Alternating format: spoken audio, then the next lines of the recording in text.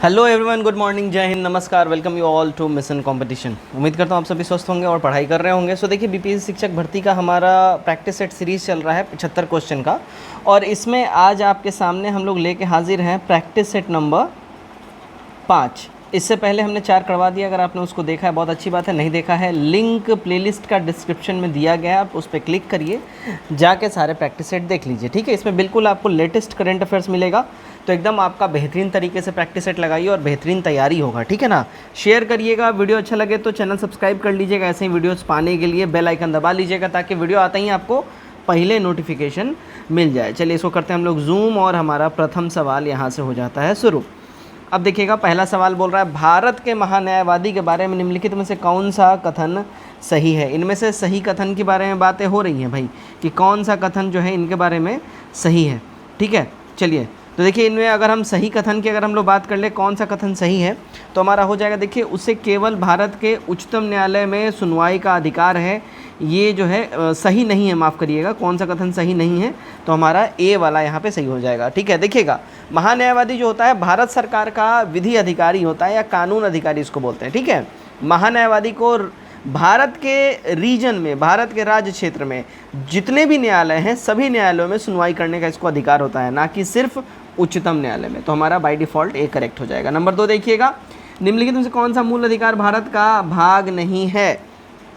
देखिएगा, पर्यावरण का जो संरक्षण है ये इसका भाग नहीं है, तो हमारा डी यहाँ पे करेक्ट हो जाएगा। देखिए, भारतीय संविधान का भाग 3 में वर्णित है। कितने में? भाग 3 के अंदर में आपको वर्णन मिलेगा आर्टिकल 12 से 35 में। ठीक है, क्या इसमें आपको वर्णन मिलेगा? मौलिक अधिकारों का, जिसमें शिक्षा का अधिकार, अस्पृश्यता, इन सब को जो है इसका संरक्षण आदि की बातें करी गई हैं। ठीक है, तो पर्यावरण का संरक्षण भी फिर उसी में आ जाएगा। नंबर 3 देखिएगा। ठीक है, अच्छा, हाँ, यहाँ पे एक चीज़ ध्यान रखिएगा, मूल अधिकार में ये नहीं है। पर्यावरण का जो संरक्षण वगैरह इन सब जो बातें हैं, ये डीपीएस की हैं, directive principle of state policy, यानी कि राज्य के निर्देशक तत्व में ये सब आ जाती हैं। ठीक है, चलिए, भारत में पहली बार महिलाओं को वोट देने का अधिकार किस अधिनियम द्वारा प्रदान किया गया था। किस अधिनियम द्वारा इनको प्रदान किया गया, ये बताना है। देखिए, ये था भारत शासन अधिनियम 1919 के द्वारा।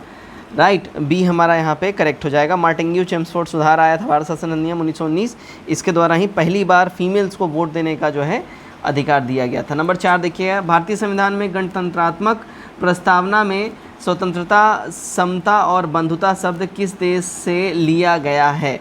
देखिए, इसको लिया गया कहाँ से, तो फ्रांस से लिया गया है। ठीक है, ध्यान रखिएगा, कहाँ से लिया गया है, फ्रांस से। नंबर 5 देखते हैं, निम्नलिखित में से कौन सा व्यक्ति 1946 में गठित अंतरिम मंत्रिमंडल का सदस्य नहीं था। अंतरिम मंत्रिमंडल का इनमें से कौन सा सदस्य नहीं था। देखिए, डॉक्टर सर्वपल्ली राधाकृष्णन इसके सदस्य नहीं थे, ध्यान रखिएगा आप लोग, है ना। कैबिनेट मिशन के आधार पे 1946 में कैबिनेट मिशन की घोषणा हुई और उसके द्वारा इसका गठन हुआ, और इसमें राजगोपालाचारी थे, सी राजगोपालाचारी, राजेंद्र प्रसाद, ठीक है, जगजीवन राम और एस राधाकृष्णन इस प्रथम अंतरिम सरकार के ये सदस्य नहीं थे, ध्यान रखिएगा। नंबर 6 देखते हैं, कौन सा यहाँ पे सही सुमेलित है।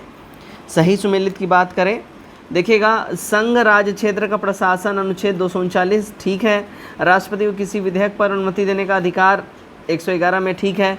सदन के 17-17वासन विघटन अनुच्छेद 85 ठीक है, यानी कि हमारा डी हो जाएगा ऑल ऑफ दीज। ठीक है, नंबर 7 देखिएगा, संविधान के अनुसूची 6 किस राज्य में लागू नहीं होता है। तो संविधान का अनुसूची 6 जो है ये देखिएगा सिक्किम में और साथ ही साथ मणिपुर में ये लागू नहीं होता है। ठीक है, नंबर 8 देखते हैं क्या बोला जा रहा है। देखिए, निम्नलिखित से कौन सा एक भारत के संविधान का संघीय लक्षण है। तो भारत के संविधान का इनमें संघीय लक्षण की बात करें, देखिएगा, लिखित संविधान है, कठोर संविधान है, न्यायपालिका की सर्वोच्चता है यहाँ पे, और केंद्र और राज्य के मध्य शक्तियों का डिवाइडेशन है, तो डी हो जाएगा, सारे करेक्ट हैं यहाँ पे। नंबर 9 देखिएगा, निम्नलिखित से किस राज्य के विधानसभा की सीटों की संख्या सबसे ज़्यादा है। तो विधानसभा सीटों की संख्या यहाँ पे सबसे ज़्यादा की बात कर लें, कहाँ पे है, तो देखिए उत्तराखंड हमारा हो जाएगा। ठीक है ना, उत्तराखंड में सबसे ज़्यादा है। नंबर 10 देखिएगा,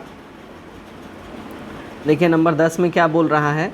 नंबर 10 बोल रहा है, राज्यों के मुख्यमंत्री सहित मंत्रिपरिषद में मंत्रियों की न्यूनतम संख्या क्या हो सकती है। तो मंत्रियों की न्यूनतम संख्या की बात कर ले, क्या हो सकती है, देखिए 12 होगी, कितनी, 12। चलिए 11 नंबर देखिएगा, संयुक्त राष्ट्र की आधिकारिक भाषाओं की संख्या कितनी है? यूनाइटेड नेशंस की बात हो रही है, यूएन में आधिकारिक भाषाओं की संख्या है कितनी? तो यहाँ पे टोटल देखिए 6 आधिकारिक भाषाएं हैं, यहाँ पे ध्यान रखिएगा। इसमें कौन कौन से हैं तो ध्यान रखिएगा, इंग्लिश है इसमें, है ना, अरेबियन है, ठीक है, अरेबियन है, चाइनीज़ है ना, फ्रांसीस है, यानी कि फ्रांसीसी जो होता है, रशियन है और स्पेनिश है, तो ये ध्यान रखिएगा। 12 नंबर देखिएगा, तुल्लाल बोलिए, थुल्ला बोलिए, किस राज्य की एक एकल व्यंग्यात्मक नृत्य शैली है? तो ये थुल्लाल या थुल्ला जो है ये कहाँ की है? केरल की एकल व्यंग्यात्मक नृत्य शैली है। 13 देखिएगा, मुगती के जैन मंदिर वर्तमान में किस राज्य में स्थित है? मुगती के जैन मंदिर ये करेंटली आपको कहाँ पे मिलेंगे? मुगती के जैन मंदिर तो कर्नाटका में आपको मिलेंगे, बी हमारा करेक्ट हो जाएगा। नंबर 14 देखिएगा, प्रथम ओलंपिक खेलों का आयोजन किस देश में किया गया है? फर्स्ट ओलंपिक खेल का आयोजन ये देखिए ग्रीस के एथेंस में हुआ था, ध्यान रखिएगा, है ना, ग्रीस के एथेंस में हुआ था, ठीक है, 1896 में इसका आयोजन हुआ था, ये भी ध्यान रखिएगा, ठीक है। 15 देखिए, the struggle for India's soul के लेखक कौन है? The struggle for India's soul के लेखक हैं देखिए शशि थरूर, ए हमारा करेक्ट हो जाएगा। लेट मी से इट नाउ पुस्तक के लेखक कौन है? तो लेट मी से इट नाउ पुस्तक के लेखक कौन है?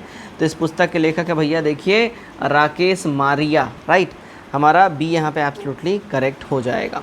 आगे हम लोग बढ़ते हैं नंबर 17 की ओर, है ना, देखिएगा नंबर 17 में क्या बोला जा रहा है?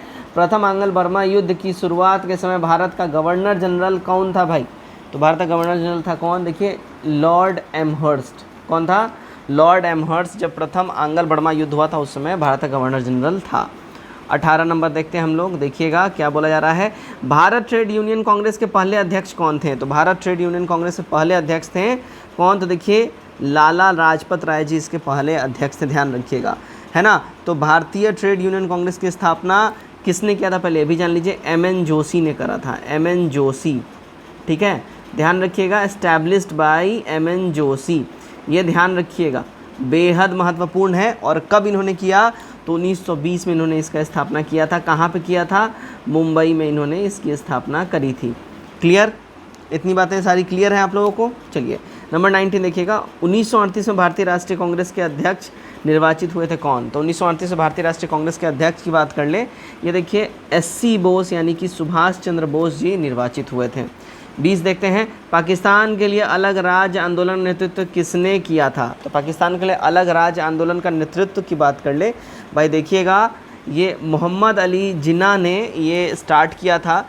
तो 1940 में जो है बेसिकली ये सारा आंदोलन स्टार्ट हुआ था लाहौर अधिवेशन में। मुस्लिम लीग का लाहौर अधिवेशन हुआ था 1940 में, इसकी अध्यक्षता मोहम्मद अली जिन्ना ने की थी। और इसी अधिवेशन में भारत से अलग होकर एक अलग राष्ट्र पाकिस्तान की मांग इन्होंने करी थी, ठीक है, 1940 के लाहौर अधिवेशन में।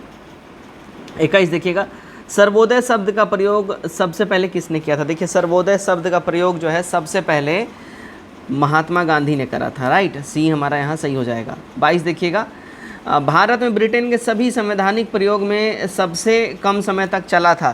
तो भारत में ब्रिटेन के सभी संवैधानिक प्रयोगों में से सबसे कम समय तक जो प्रयोग चला था वो था 1909 का इंडियन काउंसिल एक्ट, सी हमारा यहाँ करेक्ट हो जाएगा, ठीक है। 23 नंबर देखते हैं, निम्नलिखित में से कौन सा युग्म सही सुमेलित है यहाँ पे? तो यहाँ पे सही सुमेलित युग्म की बात कर ले तो देखिएगा 1790 से 92 ईस्वी तृतीय मैसूर युद्ध, ये एकदम करेक्टली मैच्ड है। और साथ ही साथ 1824 से 26 ईस्वी प्रथम आंग्ल बर्मा युद्ध, तो सी हमारा हो जाएगा। 2 और 3 यहाँ पे बिल्कुल ही सही है, ठीक है, एकदम सही है। और प्रथम आंग्ल मराठा युद्ध की बात कर ले, जो यहाँ पे लिखा गया, यहाँ पे डेट है 1775 से 82, यहाँ पे करेक्ट होगा, 1775 से 82 तक ये चला था, ध्यान रखिएगा, है ना, ओके। और द्वितीय आंग्ल सिख युद्ध की अगर हम लोग बात करें, ठीक है, तो द्वितीय आंग्ल सिख युद्ध 48 से 49 तक चला था, ठीक है, 1848 से 49 तक ये चला था। चलिए 24 देखिए, खेड़ा का युद्ध कब हुआ था? खेड़ा युद्ध, तो खेड़ा का जो युद्ध है देखिए कब हुआ था? 1707 में हुआ था खेड़ा का युद्ध, ए करेक्ट हो जाएगा। 25 पुस्तक शाहजहाँनामा के लेखक कौन है? तो पुस्तक शाहजहाँनामा के लेखक की बात कर ले, है ना, इसके लेखक हैं इनायत खां, ए हमारा करेक्ट हो जाएगा, ठीक। चलिए अब आगे बढ़ते हैं। किस मुगल शासक के दरबार में दो प्रसिद्ध संस्कृत कवि वंशीधर मिश्र और हरिनारायण मिश्र रहते थे? तो वंशीधर मिश्र और हरिनारायण मिश्र जो है देखिए शाहजहाँ के दरबार में ये लोग रहते थे, ध्यान रखिएगा। आगे बढ़ते हैं 27 नंबर। निम्न में से कौन सा कवि सगुण संप्रदाय से संबंधित नहीं है? तो सगुण संप्रदाय से कौन संबंधित यहाँ पे नहीं है? देखिएगा कबीर जो हैं ये सगुण संप्रदाय से संबंधित नहीं है। सगुण संप्रदाय के सबसे प्रसिद्ध कवि कौन थे? तो तुलसीदास थे, चैतन्य प्रभु थे, सूरदास थे, ये लोग थे। कबीर निगुण संप्रदाय से थे। किससे थे कबीर? तो ये देखिएगा निगुण संप्रदाय है ना, यहाँ मैं लिख देता हूँ, निगुण संप्रदाय से थे, ध्यान रखिएगा। आगे देखिएगा 28 नंबर। देवल अंतर्राष्ट्रीय बंदरगाह के रूप में प्रसिद्ध था। तो देवल अंतर्राष्ट्रीय बंदरगाह के रूप में प्रसिद्ध था सल्तनत काल के अंदर में। क्लियर? सल्तनत काल के अंदर में देवल जो है अंतर्राष्ट्रीय बंदरगाह के रूप में प्रसिद्ध था। 29 देखिएगा क्या बोल रहा है। मोहम्मद बिन तुगलक को प्रिंस ऑफ मनियर्स की संज्ञा किसने दी है? प्रिंस ऑफ मनियर्स कह के मोहम्मद बिन तुगलक को एडवर्ड थॉमस ने पुकारा है। ठीक है, तो सी हमारा यहाँ पे बिल्कुल ही सही हो जाएगा। क्लियर? चलिए आगे हम लोग बढ़ते हैं। हाँ जी, चलिए नंबर 30। सैंधव सभ्यता का महान स्नानागार कहाँ से प्राप्त हुआ है? देखिए सैंधव सभ्यता का महान स्नानागार की बात कर लें, ये मोहनजोदड़ो से प्राप्त हुआ है। राइट, तो हमारा ए यहाँ पे बिल्कुल ही करेक्ट हो जाएगा। चलिए 31 देखिएगा। किस वेद में सभा और समिति को प्रजापति की दो पुत्रियाँ कहा गया है? तो सभा और समिति को प्रजापति की दो पुत्रियाँ जो है देखिए किसको कहा गया है? अथर्ववेद में जो है सभा और समिति को प्रजापति की दो पुत्रियों की संज्ञा दी गई हैं। 32 देखिएगा। निम्नलिखित में से कौन सा क्षेत्र अशोक के साम्राज्यवाद में सम्मिलित नहीं था? तो अशोक के साम्राज्यवाद में सम्मिलित देखिएगा अफगानिस्तान, कलिंग, बिहार था, श्रीलंका यहाँ पे नहीं था, है ना। ये द्वितीय शिलालेख में एकदम स्पष्ट इसने ये कहा हुआ है। ठीक है, चलिए 38 देखिएगा। 95th यानी 95वां ऑस्कर अवार्ड के तहत नाटू नाटू गाने को सर्वश्रेष्ठ गाने का अवार्ड दिया गया है।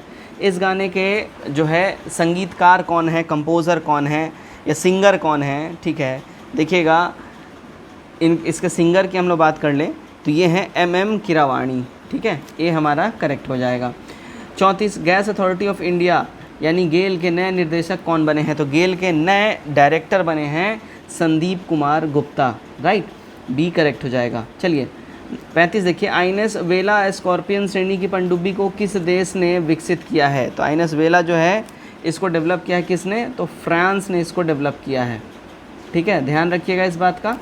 आगे बढ़ते हैं 36 नंबर। हाल ही में आए मैडस तूफ़ान का नामकरण किस देश के द्वारा किया गया है?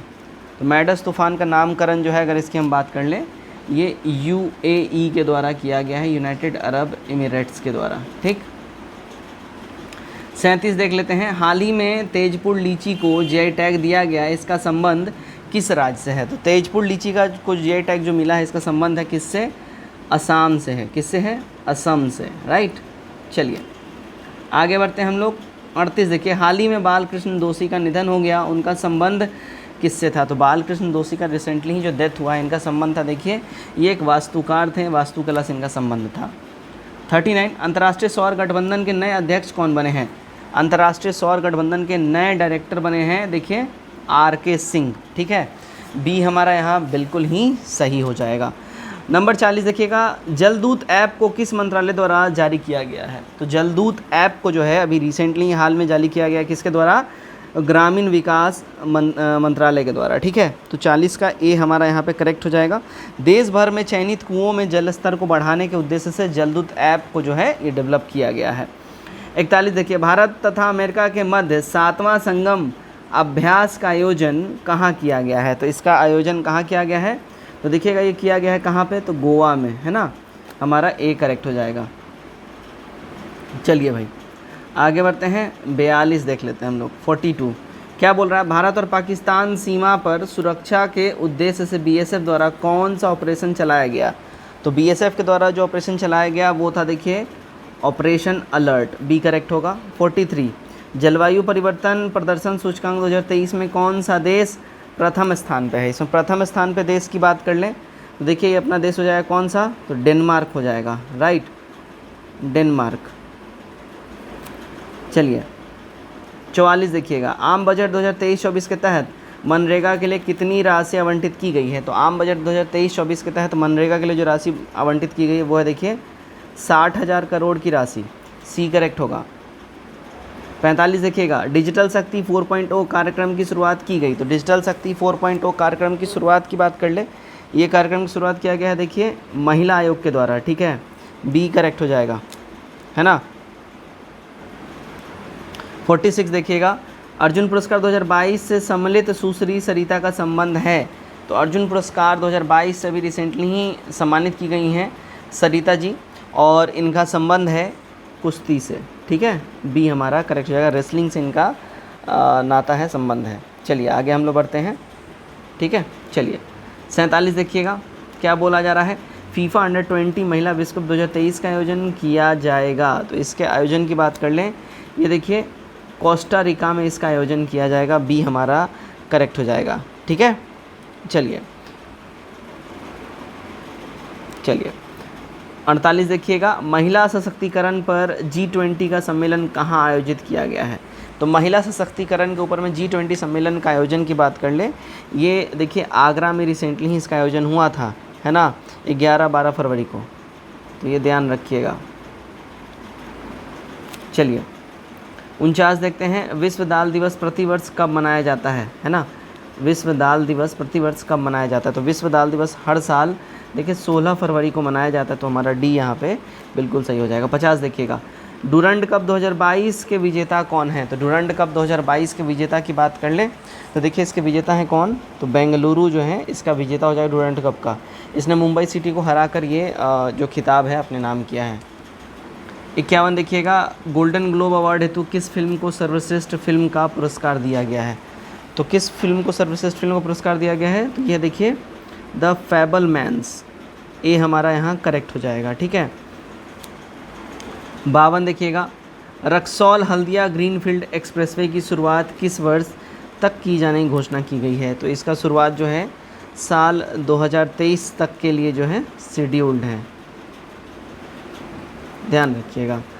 53 देखते हैं, क्या बोला जा रहा है, हाल के घोषणा के अनुसार बिहार के किस ज़िले में वाटर स्पोर्ट्स सेंटर खोलने की घोषणा की गई है।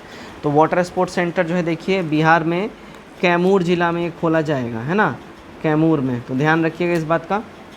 चलिए आगे बढ़ते हैं हम लोग, नंबर 54 देख लेते हैं हम लोग, क्या बोल रहा है, हाल ही में किस पार्टी को राष्ट्रीय पार्टी का दर्जा दिया गया है। तो राष्ट्रीय पार्टी का दर्जा जिस पार्टी को रिसेंटली मिला है वो है देखिए आम आदमी पार्टी, बी करेक्ट हो जाएगा, है ना।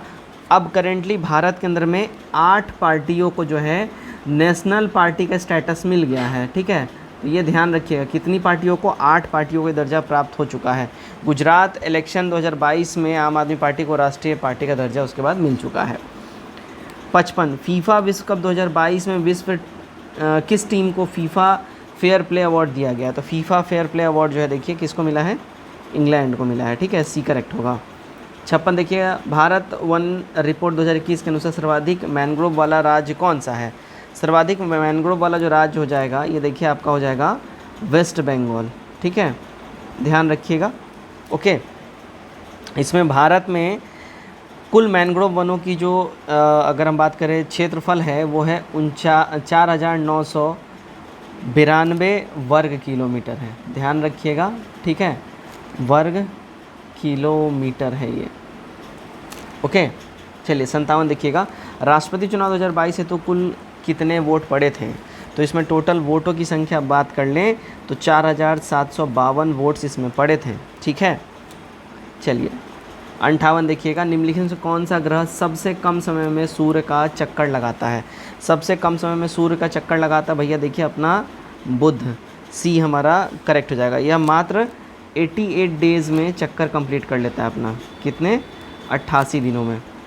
59 देखिएगा, विश्व के 2 सबसे छोटे महाद्वीप कौन से हैं। तो विश्व के 2 सबसे छोटे महाद्वीप हो जाएंगे आपका ऑस्ट्रेलिया और यूरोप, तो हमारा यहाँ पे ए यहाँ पे बिल्कुल ही सही हो जाएगा।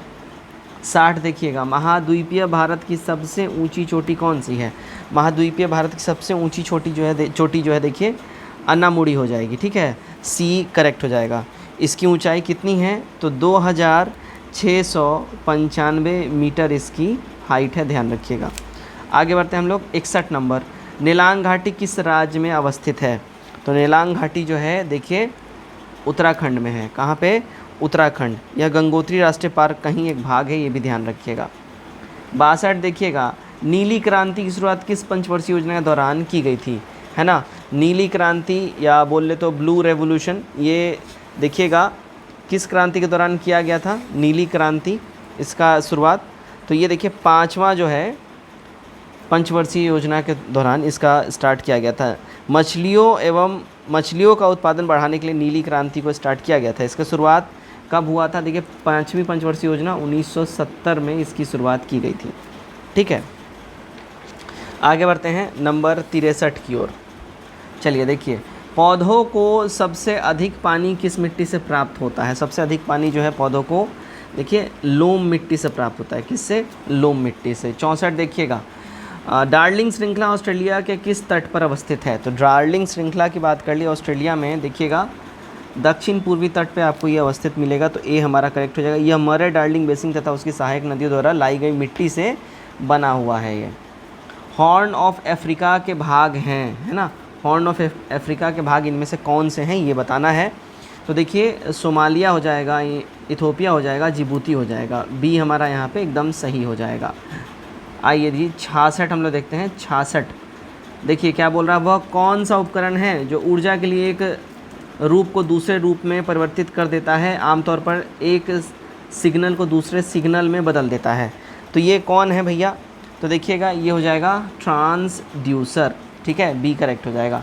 67 देखिए, निम्नलिखित में कौन थर्मोन्यूक्लियर फ्यूज़न प्रतिक्रिया का एक उदाहरण है? तो थर्मोन्यूक्लियर फ्यूज़न प्रतिक्रिया का इनमें से जो एक उदाहरण है वह देखिए हाइड्रोजन बम।